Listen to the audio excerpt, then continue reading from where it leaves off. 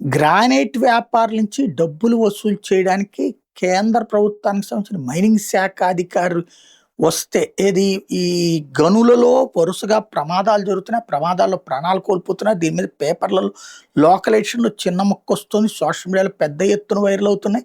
ఆ చనిపోయినటువంటి కుటుంబాలు ఇక్కడ వాళ్ళు కాదు కాబట్టి పట్టించుకోని పరిస్థితులున్నాయి. రకరకాలైనటువంటి ఇష్యూస్ నడుస్తున్నాయి. వీటి మీదన ఎంక్వైరీకి వచ్చినటువంటి అధికారే లంచం డిమాండ్ చేస్తే ఒక ప్రైవేట్ సర్వేయర్ ద్వారా ఆ డబ్బులు వ్యాపారం ఇస్తుంటే అది తీసుకోవడానికి అధికారి సిద్ధపడిన సందర్భంలో సిబిఐ స్వయంగా రంగంలోకి దిగి అరెస్ట్ చేసినటువంటి ఉదంతం ఆంధ్రప్రదేశ్లో చోటు చేసుకుంది. ప్రకాశం జిల్లాకి సంబంధించిన మైనింగ్ విషయంలో ఈ కుంభకోణం జరిగింది. దాన్ని సిబిఐ విచారణ చేస్తున్నటువంటి నేపథ్యంలో ప్రస్తుతం మైనింగ్లో ఆంధ్రప్రదేశ్లో అంటే ఈ మధ్య కాలంలో సిబిఐ నేరుగా చేసినటువంటి అతిపెద్ద రైడ్ కింద, అది కూడా మైనింగ్ మీద రైడ్కి ఇదే కారణమైంది. ఇప్పుడు ఈ మొత్తం వ్యవహారం ఇన్వెస్టిగేట్ చేస్తారా, కేవలం ఈ అధికారి వరకే పరిమితం అవుతారా అన్నది చూడాల్సి ఉంది.